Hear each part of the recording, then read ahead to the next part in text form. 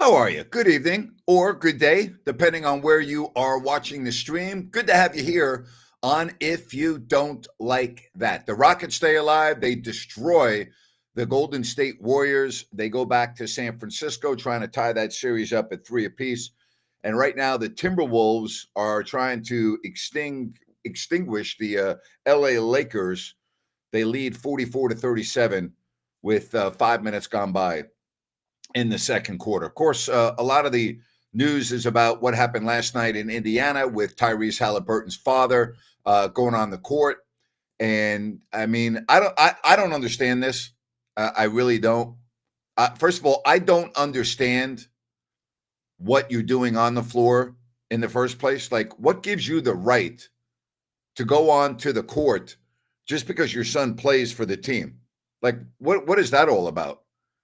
I don't understand that. You can just walk anywhere you want on the floor at the end of the game and then do that to Giannis Antetokounmpo. Now, I listened earlier to the interview that Tyrese Halliburton's father had on an Indianapolis TV station, and he said he wasn't really looking at him. He was looking through him.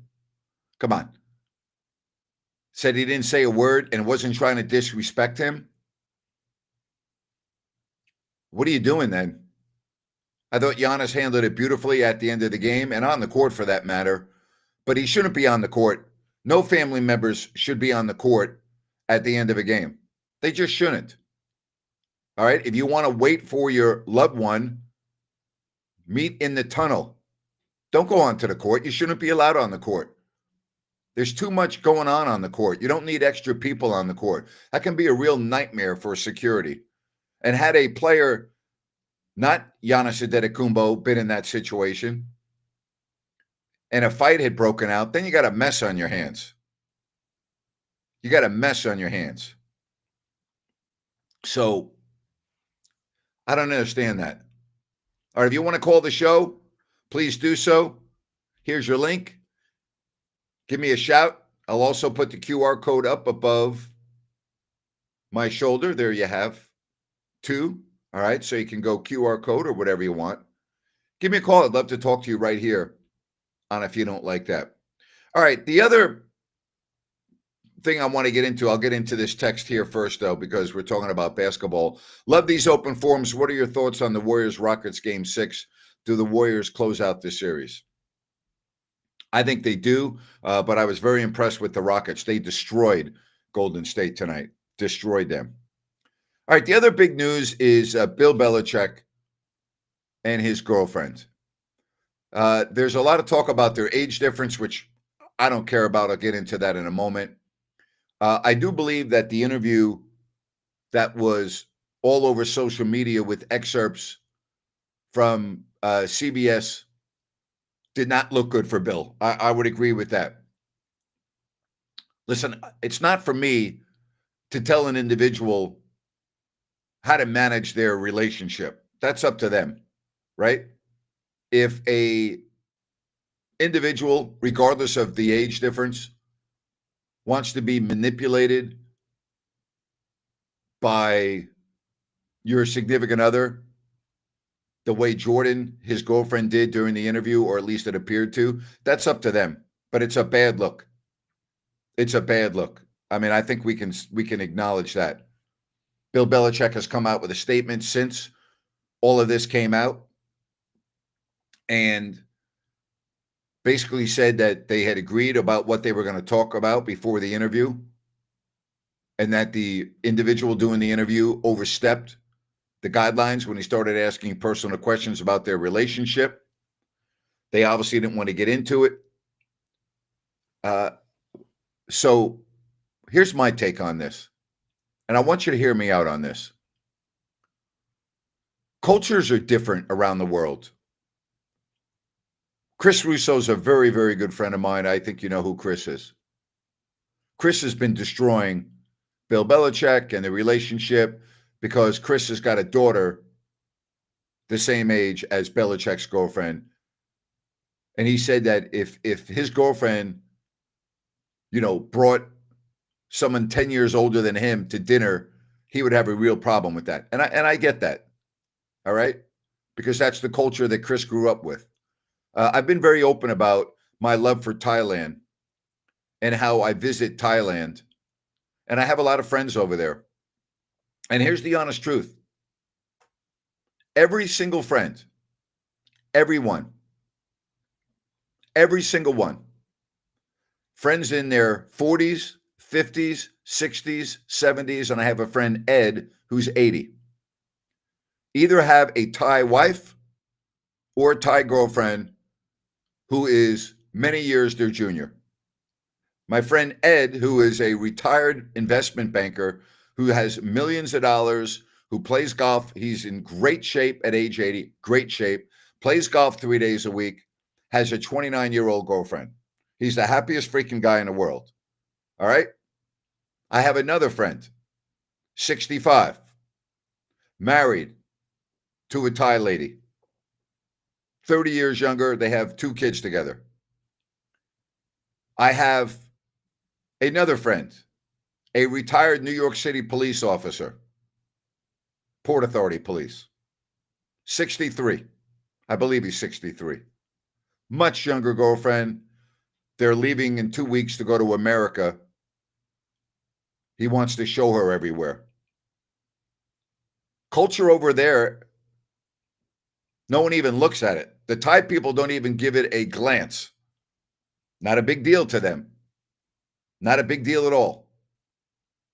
None. Here's what I do know about my friends. They're all unbelievably happy. None of them are going back to America. None of them. They're loving life. Culture.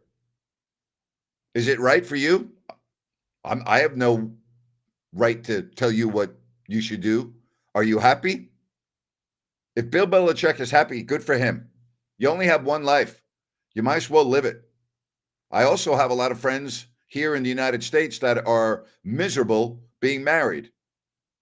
I have a lot of friends that are also extremely happily married. Do what you want. It's your life. It's up to you. You want to be in your 70s and have a 25-year-old girlfriend? If that makes you happy and she's happy and there's no harm being done, go for it. Go for it. So the age point I don't care about. All right? He's 70, what? And she's 24. And here's the other part. And you know, maybe you'll disagree with me on this. Secretly,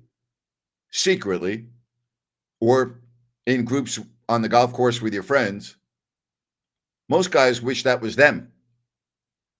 So let's just call it the way it is. All right? Call it the way it is. All right.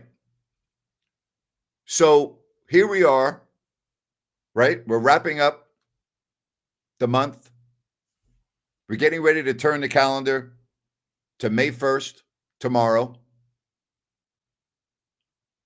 Where are the Sacramento Kings heading for the next period of time with Scott Perry and Doug Christie? Is this going to be a disaster?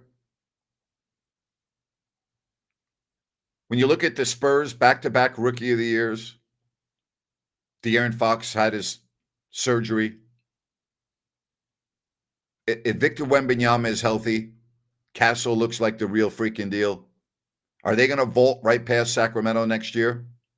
The Rockets aren't going anywhere. Denver's Denver. Minnesota's going to be very good. Oklahoma City's going to be very good. I don't know about the Clippers. Don't know about the Warriors. And I don't know about Phoenix. Dallas should be good. New Orleans, if they could get their team on the court, could be very good. I'm just wondering where you see the Kings without even knowing what roster moves they could possibly make. I don't know. 53-43, 2:45 left. Lakers are cooked. Why are the Lakers cooked? They're down 10 points. I mean, why would you say they're cooked? it's a 10-point game. Like that's your definition of cooked? Come on. You know? Kings are in trouble if they don't make any trades. I would agree with that. I would agree. I would think that would not bode well for them. The question is, what are you going to trade? Right? 70 and 24. Bill might have a heart attack. He didn't come across looking very good in that interview, I'll tell you that, or at least the parts that I saw. You know? At least parts that I saw. I think the Kings will only try to grab a point guard, and that's it. I disagree with you. I think they'll try to do more than that. I'd be surprised if that's the only thing they do. All right, again, it's 53 to 43. You know, I look at this box score. Edwards has not shot the ball well, and yet they're still up 10. Luka is not playing well. 2 of 7, 0 of 3 distance. LeBron not doing much. 53-43. 53-43. But I got to believe you're going to see the best that the Lakers have to offer in the second half, because if they don't, their season's over. That'd be a big blow to the NBA. You know, the ratings have been good so far in the first round. Boy, if they lose Luka and LeBron, that's not going to be good for the NBA ratings. And if the Rockets were to come back and win, and Steph's out and Butler's out and Draymond's out, that would be bad for the ratings.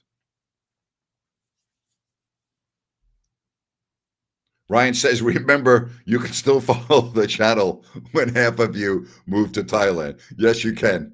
I've done many a shows from over in Thailand, and I have people, as you know, Rhino, from all over the world that watch us on this stream. That's very funny. That's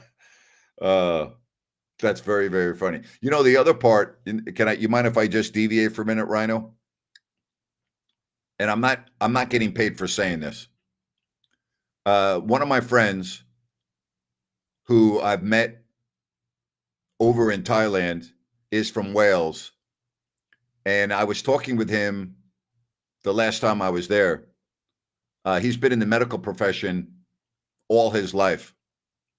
And I was asking him about, like, why is the healthcare so much better in Thailand than anywhere else it appears in the world? Like Thailand, people come from all over the world here for medical treatment. The hospitals are amazing. They look like 5-star hotels. You walk into a hospital, right? If you have a problem, you walk into a beautiful, beautiful hospital. 9 a.m. on a Saturday. Within 15 minutes, you're registered. Within 30 minutes, you're seeing a doctor. If you need lab work, it's done. If you need to see a specialist, it's done. If you need to be admitted to the hospital, all of that can be done in 3 or 4 hours with your lab results. And it's much, much cheaper. Much cheaper, like dirt cheap. So I was talking with him about medical care because I was fascinated by it. And he said, well, I just started a company. I go, what do you mean? He goes, it's a health vacation company. I go, health vacation? He said, yes. He says, I arrange for people to come over here, have their medical procedures done, airport transportation, hotel, recovery, and they go to the beach.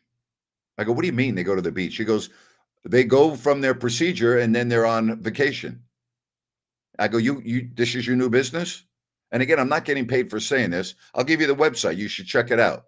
It's Albaneu, ALBANEU. Albaneu, ALA like Alba. All right. New, NEU.com. You should check it out. I checked it out. I was blown away. I was like, whoa. Like, I was like, whoa. And he said, yeah, I started this company about a year ago. And I was like, this is fascinating to me. So Alba, ALBA, new, NEU.com. Just check it out. Just when you get a minute, check it out. You'll be blown away. Like, I was blown away. I was like, whoa. health vacations. Think about that. Like you think about, oh my God, I got to go to the hospital. Oh my God, I got to have surgery. Oh my God. Like you're dreading it, right? Get on an airplane and fly to Thailand. Okay. Also, they will help with your insurance if your insurance will cover you internationally. They do everything. They do absolutely everything. But a lot of people just pay out of pocket because it's like not a big deal. So check it out. Albaneu, ALBANEU.com. And talk to my buddy John. All right, if you want to call the show, easy to do so. Here's your link. Hit that or give me just a moment with that QR code and you'll be on. It's that simple right here on If You Don't Like That. It is that simple. All right, let's update you on the NBA. Again, we talk about the Timberwolves trying to complete the series against the Lakers. It is 55-47. That game has 1 minute left to go in the first half. It is 55-47. Again, you're going to have to see the best that the Lakers have to offer. You're going to have to. I can't imagine the Lakers are going to come out and not play a really good second half. Doesn't mean they're going to win, but they're going to play a really good second half. If not, I'd be surprised. That doesn't mean they're going to win, but that would surprise me. All right, do you have any comments about Tyrese Halliburton's father? Here's the other deal. That's Tyrese's greatest moment, game-winning shot in a clinching game of a playoff series, and this is all that anyone's talking about. Like, how unfortunate is that? Just the whole thing is a mess, So it's a mess. Tell you what's not a mess. New Works Plumbing, they've got a fix for you. They are available around the clock, 24/7. Go to sackserviceplumbing.com or newworksplumbing.com, NEWWRXplumbing.com. That's New Works Plumbing. They've got a fix for you. Give them a call for all of your plumbing needs and repairs. Best text of the day is from Rhino. See if you can beat that. He made me laugh. I like that. James says his dad was wrong big time. Yep. Good point by Flores here. Lakers are not playing well, but they're still fairly close in the game. That's what I'm saying. Think about that. Are they going to play that way in the second half? I give Minnesota credit, as part of that reason. But again, you have to look at this series. If the Lakers can win this game, go back home, and then force a game 7, I mean, you got to win this game first, but they're in a big hole. We know that. They're in a big hole. But I also look at the fact that Minnesota is leading and has led pretty much the whole game. And Anthony Edwards only has 10 points on 0 of 5 shooting from distance. Minnesota has a lead, and they are only 6 of 30 from beyond the arc. The Lakers are worse at 3 of 13. So, again, this should be a hell of a second half. Should be a hell of a second half. How is the dad allowed on the court? And that's my point. They shouldn't be on the court. No family member should be on the court. They don't belong on the court. That's not their domain. Okay? They should not be on the floor. And I bet you the NBA is going to do something about this. They have to. First of all, it's such a bad look for the league. It's such, and what is Tyrese Halliburton's father? What is he, like 12 years old? Grow up, would you please? Grow up. And listen, I saw his interview and I thought it was very respectful. And, I'm not saying I don't believe him. I do believe what he said in his interview. And I thought Tyrese handled it great after the game. He handled it great. So, I mean, it just can't happen. And you're right, Carl. How's he allowed on the floor? Why is he on the floor? Why is any family member on the floor? Like, why? You won a playoff series. You didn't win the championship. You won the first round playoff series. It's just too much. Too much. You have a family room. You have a pass that allows you access to the tunnel and a family room. That's where you need to be. You don't need to be on the floor. And if you want to hug your loved one who just played in the game, do so off the floor. That's pretty easy, right? I mean, isn't that it? Doesn't that make sense? Right? Makes sense to me. Does it make sense to you? Makes sense to me. Stay off the damn floor. Stay off the floor. You don't belong on the floor. Get off the floor. How hard is that? Says Luca's headed to the locker room. Obviously, I'm not watching the game. Does it look bad? What happened? Fill me in. Fill me in. What happened to Luca? Minnesota extending the lead here at the end of the half.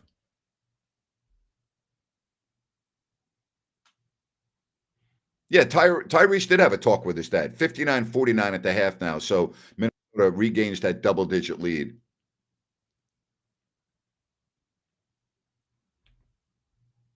All right. Let's get to Patrick. Patrick, how are you? Patrick in New York, going Yes. once. Can you Hey, hear Patrick. me? How you doing? Good. How are you? How you doing, Grant? Good. Well, it's me that it's open forum. I guess I can talk about the Knicks for a minute. Yeah, of course you can. All right. I've always been a big supporter of Tibbs. I appreciate everything he's always done for the Knicks, especially where we were like 4 or 5 years ago, where we were like sort of like the Kings now, I'll be honest with you. And he has us in contention, and we're playing all the time. Long story short, he really disappointed me yesterday. I didn't think he had one of his best games that he coached. That's correct. He did not. But here's the other deal. If they win one of the next 2 games, you're going to be fine because they'll move on to the second round. Yeah, I know, but I mean, the Knicks should have closed out that game yesterday, obviously. I mean, you see other teams like the Cavaliers and like Boston, when they had their game 5s and they had their closeout games, they closed it in in really good fashion. They blew out their opponents. Yep. And then the Knicks should have done the same thing. I mean, I know we got a break in game 4 with that foul call. I mean, but when they came back in game 5, you should have put the foot on the throat and just said, "That's it. We're gonna blow you out and we're done." And they came out flat. Every game they start, they come out very sluggish. And the third quarters have been terrible. Whenever he comes out of a halftime, they look like they make no adjustments, and it's very frustrating. And I'm beginning to think that maybe we're going to reach our ceiling with Tibbs. And well, first of all, I I got to tell you, Patrick, I understand your comment about yesterday. I understand that, but I'm a little surprised. You're sounding like the series is over and the Knicks are done. Oh, they got to win 1 game, and Detroit needs to win 2 games. And if the Knicks, most people thought this was a 6 or a 7 game series when it started. And I'm not saying that the Knicks are going to win, but I think they're going to win. And if they do and move on, I mean, why are we criticizing Tom Thibodeau over 1 game? That's true, but what was really disappointing yesterday is that he didn't have Brunson and he didn't have hard play, and they didn't put him back into the game until with 5 minutes left in the game, and then the two of them got injured.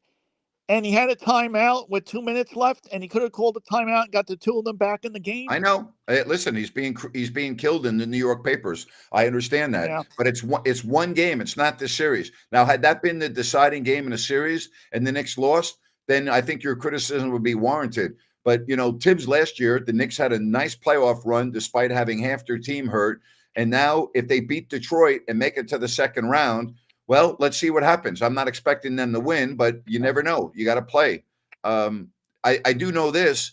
The Knicks before Tom Thibodeau were one of the worst teams in the NBA for many, many years. And Tibbs came in there and turned them into a perennial playoff team. That you can't really deny. Oh, not at all. But and believe me, I've been resting on that all year. I mean, there have been people criticizing Tibbs for the longest time, and I've stuck up for the man. But it was just very disappointing last night. We'll see what happens tomorrow. But last night was the first time I've started to have doubts about the man. That's all I have to say. Okay, well, I understand where you're coming from, but I want to ask you this. Don't you think a coach's entire body of work should be analyzed over just one game? I mean, I understand Tibbs has never won a championship as a head coach. I understand that, he's been with Chicago and he's been with Minnesota and I get all of that. But I mean, if we were going to grade him on the totality of the job that he's done in New York since he arrived, Oh, of course. I know, but I mean, so like, what are we talking about here? Yeah, well, the other thing though too is that he faces a lot of criticism is that Leon Rose went out and he got all these other players this year. He got Yep. Cat, Yep. he got Bridges, and it was supposed to help Brunson relieve him. And I mean, he's still our captain, Brunson, but when Brunson was out towards the end of the year, the other players should have picked up the team. I mean, Well, not let me ask easily, you but this, they should Patrick. have. They're the three. Yeah. They finished as the 3 seed in the East, correct? Yes. Okay, so we know they're not better than Boston, and we know they're not better than Cleveland. So they finished right where they should have finished. I mean, isn't that something that should be applauded? They were the 3rd team in the East. Yeah, they should be applauded, but also they can't beat any of these teams at all. They've looked terrible against them. Okay, that's a fair point. Is their roster good enough to beat Cleveland or Boston in a series? No, but they were built to be able to at least beat Boston this year, and they haven't been close at all. Well, I mean, if I'm Patrick, let's be objective here. If I'm looking at Boston's roster and I'm looking at the Knicks roster side by side, I'm taking Boston's roster. Of course. But like I said, they built this team this year to be able to compete with them, and they haven't been able to complete yet. And I know they still have to win against Detroit. And I think they're gonna get past Detroit myself. But even in the games that the Knicks have won in this series, you had the 21-0 run. Thank goodness they had that. I mean, you take that 21-0 run away. Not to criticize the Knicks, but you take that away, they would have lost that game. If that we'll find out. We're going to find. Yeah. And listen, I understand your point. We're going to find out how they match up with Boston, because if they win one more game, they're going to be playing Boston. And I do think it's important not to have this go 7 games because of the minutes that Tibbs does play as starters, and we saw what happened with Brunson at the end of the game last night. I mean, if you're gonna contend with Boston, you're going to need a little bit of rest. I mean, don't get me wrong. I mean, Tibbs. I mean, we wouldn't be where we are without him, but I'm beginning to wonder if we reached our ceiling with him. And I mean, I wouldn't want to get rid of him right away because obviously he's the one who brought Brunson here. He's got Brunson's dad coaching, and I'm afraid if his Tibbs is gone, it might be like a house of cards. The whole thing might start to fall apart. So of course I support the man, but just yesterday was very discouraging. I understand. Patrick, great hearing from you. Thanks for staying up late. Thanks, Grant. Appreciate it. Appreciate you, Patrick. Bye-bye now. Thanks. All right, let's get to Jason. Jason, welcome to the show. How are you? Hey, thanks, Grant. Appreciate it. Love the shows. This is a great time slot, so really appreciate it. Couple things. I am wondering with Keegan's development and his time that he's spent here, looking back at last year when they started, Brown started off the game, and I believe Christie did as well, a couple games where they really fed Keegan the ball. And he had monster first quarters and even second quarters. And then in the third and fourth quarter, they just went away, stopped running plays from him. So I'm curious in your experience and what would you think, at what point in time are they going to start to feed him and make him a priority to get him set plays ran for him? It's a very good question. We talk about it a lot with Rhino and Jerry. There's one basketball on the court. Mm-hmm. And I think right now, again, I don't have a crystal ball, so I'm going to go by the roster that's on the floor right now. DeMar DeRozan and Zach LaVine are more of offensive options than Keegan Murray, as is Domantas Sabonis, and I also believe that would be true of Malik Monk. So my question to you is, if you're going to run plays for Keegan Murray, and take the ball out of the hands of your other top scorers. Is that what you want as an offense? I mean, see, this is the issue because, again, you have one basketball on the floor.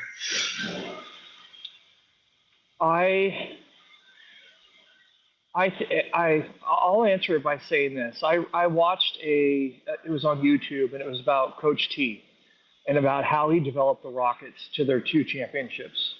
Yep. And the way in which he approached it. And he built his team around a purpose, and everybody bought in.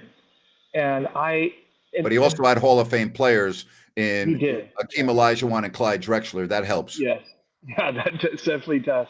I mean, Hakeem was just incredible. Yeah, he was incredible. I mean, as I'm sure a lot of fans are frustrated with the ownership, but in reality, to me, it just seems like there's no destination. It's just like they threw it against the wall and see if it stuck. I don't know how to say it, but that's what it looks like. We have a lot of great individual talent, but the scheme is not there. And then I heard a quote. I don't know who it was that said it on the show. They said that Doug teaches players how to play, but not what plays to run, or something along those lines. And I just don't see it as getting any better until they have a clear direction of where they want to go. It won't get better. It's not going to get better. It's going to. I'm just telling you. I think that next year is going to be an absolute mess. I think it's going to be just awful. Well, and I feel so bad because Keegan seems like such I mean, actually, all the players seem to not really have chips on their shoulder. I think that the personalities, a lot of them, but it just doesn't seem like a lot of them are leaders, or at least want to take the lead. And I would hope that maybe somebody like Keegan or even DeMontis would get a personal coach or life coach or something to work on his mental game and his leadership skills. Because in my opinion, he's one of the best players the Kings have ever had. He is incredible. It depends. It depends on how you define leadership. If you're talking about the appearance, the one thing I have found is just like you, just like me, you have a personality. Whatever it is, it's unique to you. My personality is unique to me. Obviously, Domantas Sabonis's personality is going to be different than Draymond Green's, as different as It's very difficult to change. You are who you are, right? It's very difficult to just all of a sudden change your demeanor and be somebody that you're not. You got to be who you are, and that I don't know if I agree with you on that. I believe that the pieces of the puzzle just didn't fit and haven't fit for a significant period of time, and that's more of an issue than leadership. That's my own opinion. Well, I get what you're saying. Like with Akeem was not like a vocalized leader. He was dominant because of his size and his skill set, but he wasn't ordering people around. And I'm not saying you have to be a vocal leader in that sense, but there are people where you can, in whatever his personality type is, you can run plays through him. So like when the Beam team went that first year, everything was pretty much ran through them, and everybody knew their roles. And he wasn't put in a position where he was going to get hurt a lot, other than when he got rebounds and they smashed him in his face. But I mean, and then even looking at this now, looking at the Golden State Rockets game where the refs were just letting, I mean, it was like 1980s basketball again. Yeah, it was rough. And I'm wondering, okay, well, maybe they're going to start, maybe that's the way that the league is going to finally solve this 3-point, situation. They're going to let them play like in the 80s, which I think would be great. And, but I mean, to me, DeMontis, I would really sit down with him and have a psychologist or something and figure out, like, this is the guy that we're going to run with. And I think between him and Keegan and even Monk, they have 3 great guys that they can really grow the team with. That would be a great core. Whether it's, I mean, so even if they lost games, even if we knew as fans that they were all working towards the same goal, and we as fans knew what they wanted to do, or at least had some kind of an idea, I think it would make it much more palatable to be a Kings fan. Okay. Anyways. I disagree with a couple of things you're saying. I understand the nuance of what you're trying to say. I understand the totality, but there are a lot of pieces that you're like. I don't think Domantas needs to talk to anybody. The guy's a 3-time All-Star and has been screwed of the All-Star team the last 2 years. So in my mind, he's a 5-time All-Star. He's one of the top players in the league. And Right. to me, he's the least of the Kings' problems. That's my opinion. He's to me. Well, I'm not saying he's a problem, Grant, at all. Okay. I'm saying in whichever way he leads, whether it's vocal or non-vocal, however, whatever fits his personality. That's why I said, in this day and age, everybody has a team psychologist to look and see. Yes. Okay, what is he comfortable with? What does he do very well? And then just run with it. That's what I got from like I said, the Rudy T thing is he looked at his players, he saw what they were good at. If they're a 10 at this, then that's all you have them do, and you have them specialize in it. And because he's a generational talent, and I think we often overlook at how really good he is. Other than I want to keep the balls out of his hands a little bit more because of his turnovers. But All right, let me ask you. You're a big fan. You follow this team closely. Mm-hmm. Your opinion on Doug Christie being the coach?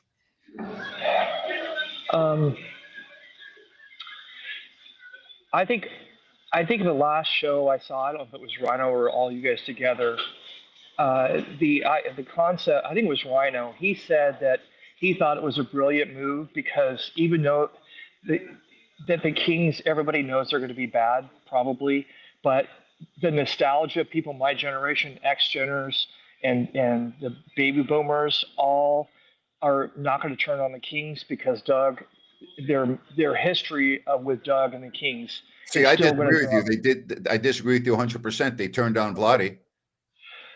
That's true. And Vlade was a much more integral piece of the Kings. No disrespect to Doug. I shouldn't say much more, but than Doug. And so no, that's untrue. If the Kings play poorly and Doug coaches the way he did in the Dallas game, Doug will his legacy will be tarnished in Sacramento. Not in a hated way, but in a when you talk about him, that will be most recent memory. Like I mean, Vlade gets criticized all the time, and to me, he's the most beloved player in the history of the Kings, and he gets criticized all the time by Kings fans. I think the same would happen to Doug. I think you're eventually right, but Vivek, after they went through the committee hiring process, and then they fired Brown. I mean, he's a mess. So I'm not really sure what's going on with him, but yep. I don't think he should have been head coach, to be honest with you. But that's Vivek's guy, and apparently it came out that they were going to get rid of the GM weeks before. Yep. And so that it was a foregone conclusion. So I think that the Kings are going to get hyped about at least trying to get some new guys in, and that hype will be done after the first 3-game losing streak. You watch. Trust me on that. That's true. I'm just telling you. I've been through this so many times. Just trust me. And again, I don't know what the roster is right now, so it's very difficult, Jason. And I think you would agree with me to even forecast next year until you know what the roster is going to be. I have no hope. I don't think they're going to get where they got. Doug is not. He's a great dude. I mean, I don't know. Grant, I'm a little bit biased. After what happened with you, honestly, I'm not a Doug fan at all. I mean, I know you like the guy, and I know you're not going to say anything against him.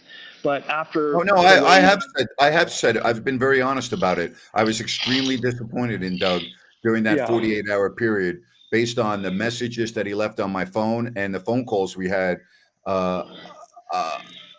But I'm also that's a different part of this conversation. I am very disappointed in him, and I lost a lot of respect for him. But in terms of this particular position, he's a basketball lifer. He loves the game. He loves Sacramento. I know Doug probably better than 99% of the people in Sacramento. I know what fuels him, and he loves the franchise and absolutely loves the city of Sacramento. So, I mean, I hope he does well. My differences with him based on what happened to me don't really affect my judgment when I look at him as a coach. I don't think he's head coach. And I've said this, Jason, if Scott Perry were allowed to hire his own coach, does anyone really think he'd have Doug Christie as his coach? No. I mean, if Scott Perry had been hired as the general manager of the Pelicans or the general manager of the other franchise that just hired a GM, it just escaped me from it. Does anyone think he would have interviewed Doug Christie for the job? I mean, if No. Doug Christie were not given the job, does anyone think that the Memphis Grizzlies, who are looking for a head coach, would interview Doug Christie, or the other teams that are looking for head coaches? I mean, we got to be honest about this for a minute. I agree with you. I just stated that because I'm my bias, honestly. I mean, if I looked at it just as a coach, he doesn't deserve to be in for all the reasons you laid out. But just on a personal level, I don't like that he did you dirty. I And understand. I don't either. you know, It was I, gutless. that's exactly true. And so, I mean, I have a bias, and I at least recognize the bias. But as a Thank you. Kings fan, I honestly, I'm I'm more of a Grant Nate. I'm more of your fan. Thank you. To be honest with you, I don't watch you the games. I just watch the highlights. I Like I said, I was going to get season tickets when that whole BLM thing went down. Yeah. I told you the story about with my mom, who's like 80 years old, and we got shut out of the doors. It was just, Yeah, I understand. It left a little really bad taste in my mouth. Well, But your am I phone call is very welcome. I've enjoyed the conversation, and I call Appreciate it, again, Brad. would you please? Because I've enjoyed this. You got it. Thanks a lot. Appreciate it. Have a Thank great you, night. Jason. Have a good night. Sure. Appreciate you. Bye-bye. Interesting phone call there. I love talking to passionate fans, and that's why I do this show. And that's why I did radio for so long in Sacramento. I mean, there's nothing better than talking to people. I just love it. Like that's what I love about talk radio. That's what I love about this. Talk to people. I love it. It's great. Jason, thank you very much. Appreciate the phone call.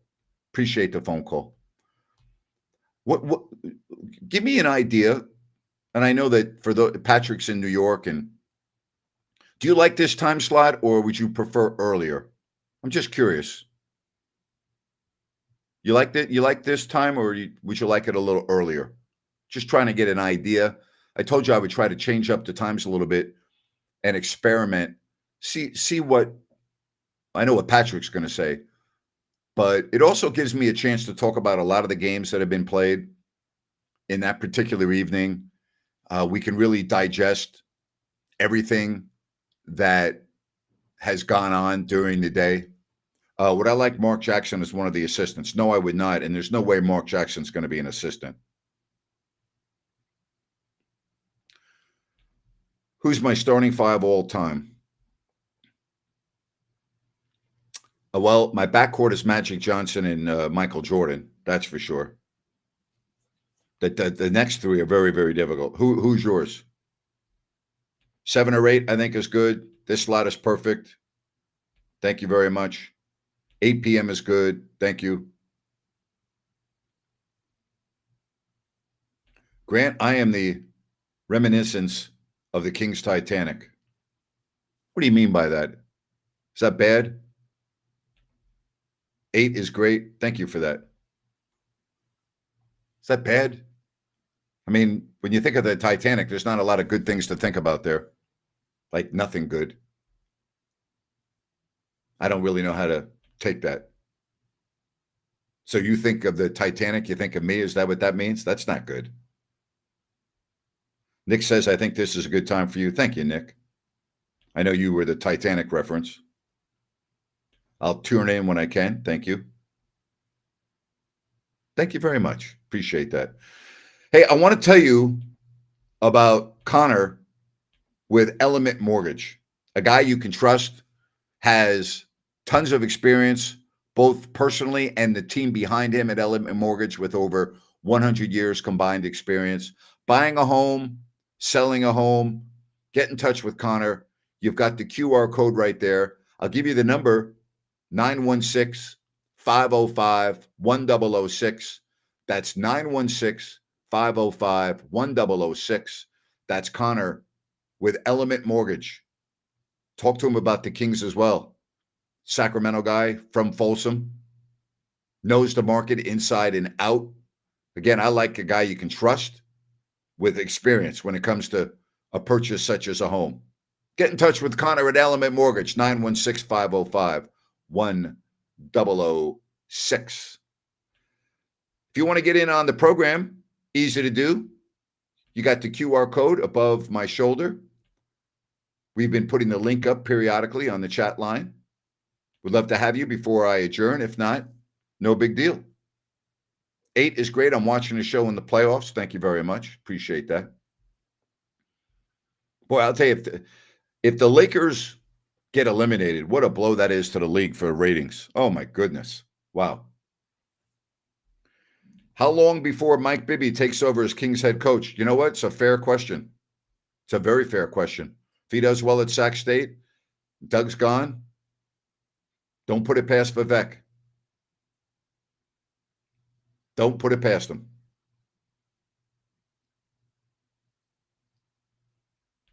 Grant, am I the only one thinking that DeMar is stuck on this team over Monk? I don't know if I would use the word stuck. I think they could move DeMar. I don't think they can move Zach LaVine, but I think they can move DeMar DeRozan. I do. I think that LaVine's contract makes it very problematic, very much so. That's going to be hard, you know? That's going to be difficult. It really is. That's going to be challenging. TNT will cry if the Lakers lose. It's a big loss. It will be a big loss to the networks. If the Lakers lose, what changes do I think they make this summer? Well, the first thing is LeBron James staying there or not? Right? You know, Luka's not going anywhere. Then what do you need? That's the first thing. So I can't answer that. I'd have to analyze that a little bit more. 64-56, 8.5 left in the third. Kings need more, not so much trading. You're not going to be able to get more without trading in all likelihood. You know? Curry, Kobe, Jordan, KD, and Duncan, three-point shooters and defense and MJ. That's your best five? Come on. You don't have Magic Johnson on there? Come on. Stop it. Lakers won't lose this game. Game 6 will be a war. Grant is war to fake Kings culture. LeBron is gone. It's Luka's team now. We'll see. We'll see. That's going to be interesting. Going to be interesting indeed. All right, so tomorrow, I'll come on again at 8 o'clock, since a lot of you like this time slot. I'll experiment a little bit later on with different times, but for right now, I'm happy if you're happy. I want you to be happy. All right? I want you to be happy. Andy, you're next here on If You Don't Like That. What's up, Andy? Hey, can you hear me, Grant? Yes, sir. Go ahead, Andy. How you doing, man? I'm good, Andy. Long time fan, man. Thank you, Andy. 1997, man. I was born, so you know. Oh, wow. I have a long history with you and Grant or Jerry Reynolds, you know. Yeah. And I was just wondering, man, like how do you view this team right now? Like, how do we like get through this together? You know, how do we do it? Well, good luck. Those are the two words I would give you, Andy, as a fan since you were born, and you were born at the right time. You were probably too young. You were probably too young to remember those early years of success. But as you were a kid, we got, you know, when you got to be 5 and 6 and 7, I hope you remember some of those years. But you know what, Andy? It's not going to be easy, Andy, because there's a lot of issues that are going to have to be fixed with this team, and the West is brutal. So not going to be easy, Andy. Not going to be easy. I mean, Scott Perry is like, I think he's a puppet, you know, like he's a puppet. He's not the type of general manager that we need, you know, like, I don't know. I just see it as like a paycheck at the end of the day, you know? I would agree with you. I don't know if there's a general manager out there that would be able to come in and run the team properly with Vivek as the owner. That's part of the problem. I think Monte McNair was handcuffed. I know for a fact, 100%, not a guess, not an opinion, fact that Vlade Divac was hindered by Vivek Ranadive and some of the things that he wanted to do, some of the trades that he wanted to do that were nixed by Vivek that would have turned out to be very, very good for the franchise. That I do know is a fact, not an opinion. So that's a real problem, and I don't really know how you solve that problem. You don't solve it, you know. You just got to pray and hope that Vivek sells the team, but, you know, that's never going to happen. As what's that one guy's name? I forgot his name, but he pops in every time you stream. You know, he's cool, man. he's a cool person. He knows his Kings basketball, and you know, I don't know what to say. I really don't know what to say, man. I appreciate you. Thanks for taking the time to call the show, and call again, okay, buddy? Have a good one, Grant. Thank you. You too. You too. Take care. Thanks very much. Kings are going under 500. Well, without knowing the roster, it's very difficult for me to say that. But if I had to guess right now, I would probably agree with that. Probably. Roy says, I wonder if Shaq and Bibby's role at Sacramento State would start a slow ball rolling with bringing more attention to Sacramento. We need some more moxie to get some badass players. I think that it won't have any correlation with the NBA, but I think that there can be a real groundswell of enthusiasm with a program that has never had any. So I would think that can happen. But as far as the NBA, it would have no effect on that. No effect on that. I think that Sac State, though, with Mike Bibby and what he can do, it could be a lot of fun. It could be a lot of fun. Really could. That could be very interesting. Good hearing from you, Roy. Appreciate you in the comment and everything else. But there's a lot of excitement in Sacramento State with Mike Bibby and Shaq, and why not? And some of the players that they have on their roster. And I just read that they're getting another rather big time coach or a big time player. Recruit Giannis. Why would Giannis want to come to Sacramento, Gary? Help me out with that. Why would he want to come to Sacramento? Let's get serious for a moment, would you please? Hey, if you want to get serious about living in a beautiful area, Sunrise Landing in Calusa is the place. All right. You go to CalusaSunrise.com, and you can check out everything from Blazona Development with these beautiful models, 6 in all to choose from. And remember, there's no Mellorews, there's no homeowners. It's easy to get to. You have many access like I-5, Highway 45, Highway 20. It's adjacent to the Calusa Golf and Country Club. So keep that in mind. It's a great location. CalusaSunrise.com. Check it out right now. Sunrise Landing. Beautiful residential community in Calusa. Well, I got to have Bill Russell on that team personally, or Kareem over the modern day center. If I'm looking to really, Bill Russell's defense with Jordan and Magic, are you putting Bird on that team?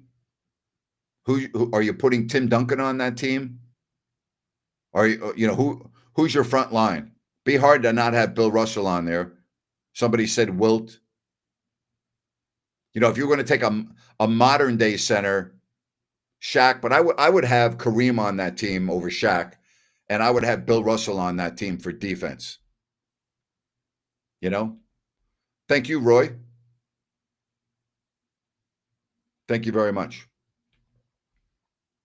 Stop with the ethnicity of people being more black or more white. Not on this show. Go somewhere else if you want to talk about that. Not on this show.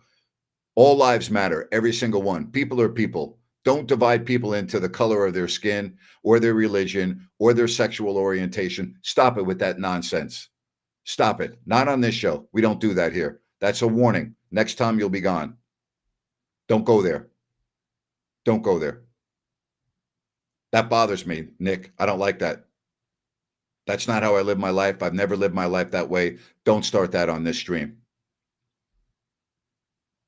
What decade rules are we playing by? Well, we're doing this for fun. We're not playing, but I mean, Bill Russell would have been good in any decade, in any era of basketball. Okay? Like Bill Russell would have been great now. He was great then. That's just the way it is. I mean, you have to understand that.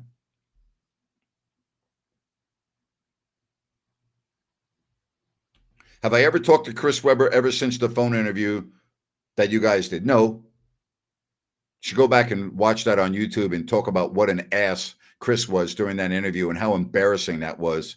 First of all, I knew I was in trouble as soon as Chris spoke one sentence, I knew he was high and had been drinking. That much I was pretty evident. I knew, oh my God, the guy's stoned and he's been drinking. That's the first thing I knew. And I'm like, this is not going to go well. Before I even got the first question out of my mouth. What would I do if you were the Kings general manager? Just a hypothetical question. Would I have complete control of the team, or would I be told what to do by the owner? If I had complete control of the team, I would bring in an experienced veteran coach. That's the first thing I would do. The second thing I would do is I would do whatever I had to do to get a bona fide point guard. The third thing I would do is I would have a meeting individually with all the players, and I would ask them, do you want to stay or do you want to go? This is what my plan is. This is what I'm going to do. Do you want to be a part of it or not? You're either all in or you're not. If they're not all in, they're out. Those are the three things I would do. Those are the three things that I would do. Experienced veteran coach, right? Bona fide point guard. You want to be here or not? This is my plan. I'm going to build a team. I want you to be a part of it, but you got to be all in. If you're not all in, you're gone. There you have it.